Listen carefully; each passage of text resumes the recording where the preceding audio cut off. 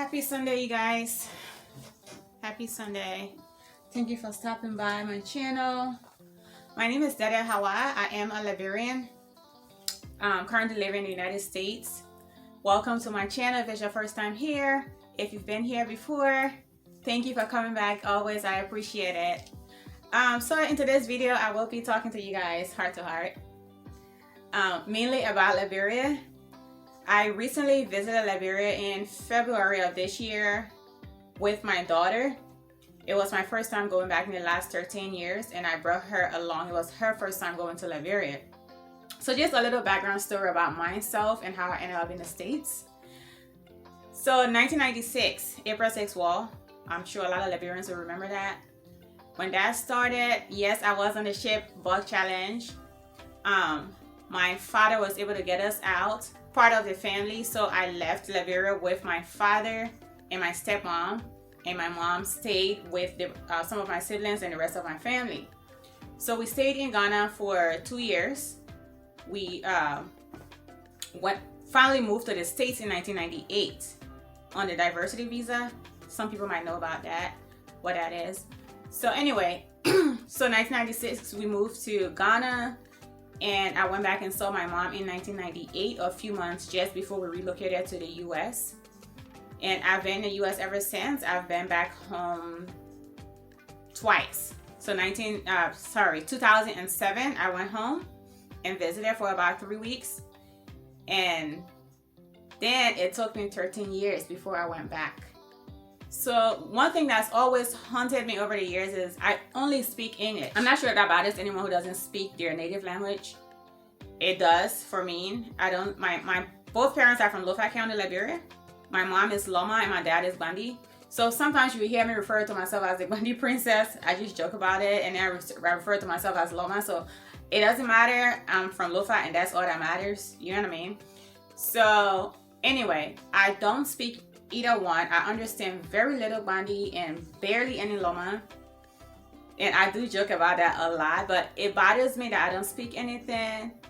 And one of my struggles is that here I am not speaking anything but English, and having a child here in the United States who's never been to my home country, that I haven't been to in a long time. And for me, it was just really important to bring her home. She had to see where I came from. Because my biggest fear is that having kids in the West, it's easy for them to be disconnected if you're not careful as a parent to find your way of bridging that gap. So, you know, it's something, it really bothers me. My fear is one day, God forbid, one day I'm going to drop and die and she's going to be totally lost. God forbid, God forbid. But that's not going to be the case because I've always kept her connected to my family back home, even here. She's very close with family members that I have here. She's very close with people back home before she even met them. I started feeding her African food as early as when she could eat. So she's very familiar with the food. She's very, very tied to whatever little bit of my culture that I have. And I think I'm very Liberian. Very, very Liberian. So for me, what's important to bring her home is it's really been a fear that I see other kids here that have almost no connection to their African side. Their parents will eat the food, wear the clothes, go to the parties, but their kids are very much disconnected. And it's bothersome for me. I can't explain why, but it's very bothersome for me. So it's always been in the back of my mind that I have to take her home. I have to take this girl home, let her see Liberia. She needs to go to the continent of Africa. She needs to go to my parents' hometown, and I just needed to take her. So, long story short, over the last year, I've been really, really, really homesick. Like, I get really emotional, especially going on social media and see all the negativity about Liberia. We do I have to be honest, we do a very bad job sharing news about Liberia. Most times we don't share the positive things. If it's something negative, we're quick to go live and we're quick to post videos about it. And it's very heartbreaking to be from a country where you hardly see anything positive. And you know there are positive things, but we're just not selling the positive side of Liberia. I'm trying to give her this positive side of Africa, because when people come to the continent, we're kind to show them what we do and who we are. But when they leave, they're not leaving with the perspective that we're giving them. They're seeing negativity in almost everything we do.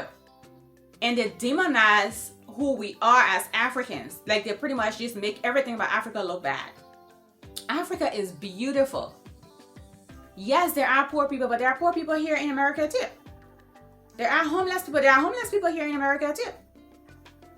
You know, we have people with drug issues. There are plenty of people here with drug issues in America. So it's just that negativity. I wanted to, I wanted her to see the positive side. I wanted her to go there and get a feel for what it's like to just live the life that people live. Draw water from the well, beat cassava leaf. I don't know, like play outside with the kids. Do the things that our African kids do. The things that we did when we were younger. The things that I did, I wanted her to experience a little bit of that. So that was my reason for taking her home. And, sometimes she even joke with the Liberian accent. She would try to, talk with the accent. And many times it's kind of on point. It's funny. It's cute. But she does it just to be funny. But I like that she's learning that. And she enjoys doing it. I even took her to Lofa. We went on the farm. They gave her cutlass to cut grass. It was a interesting experience. Yes, I let her eat the crispy fried, spicy grasshopper. Kotikoli. Yo, Lama people know kotikoli. Yeah, she ate that. It wasn't her favorite thing though. She tried sugar cane and she was picking coconut from the tree with my nephew. Well, she didn't climb the tree, but she was there when they picked the coconut. So yeah, I just let her get the experience of being there, and I think it's really important. It's really, really important. I encourage people to do that. So anyway, I just wanted to share that with you guys. I want to encourage people, and I'm starting to see more Liberians do that. We need to take these kids home. We need to take them home so they know where they're from. If you know how to speak your language, please teach your children, even if they've never been to Liberia or never been to Africa. Teach them to speak it, because I'm telling you, I really struggle not speaking anything but English. I can speak my Liberian English. I can speak Liberian English, but I don't know how to speak Loma. I don't know how to speak Bani. I can understand small, but I don't know how to speak it. And for me, it bothered me.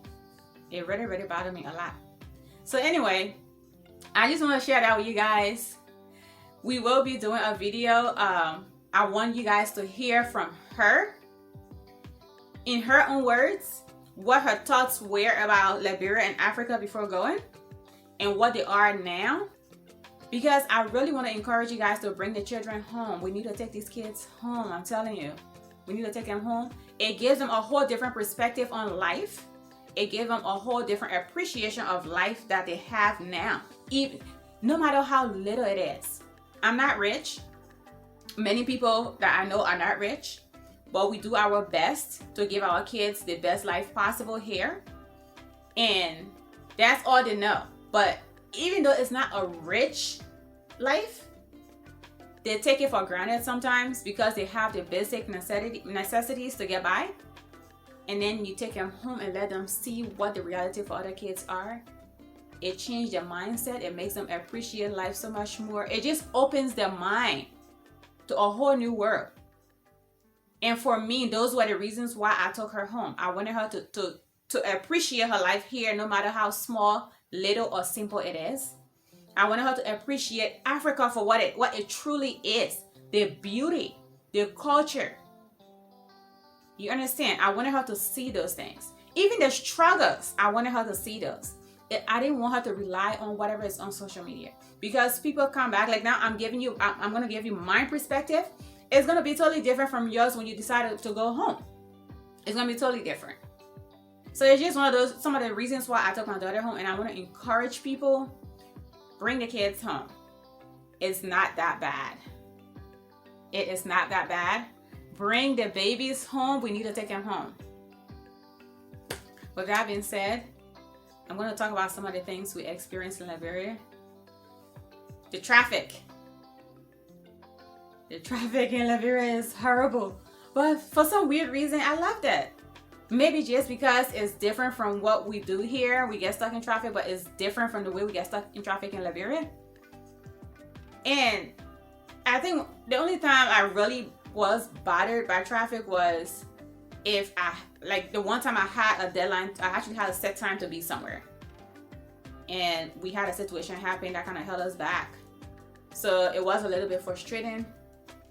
But other than that, I just sat in traffic and enjoyed the things that were happening around me, listening to random conversations as people went by.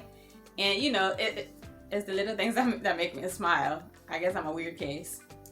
But yeah, the traffic. And to the downside of the traffic, I think one of the major reasons why we do have the traffic, the roads are really small.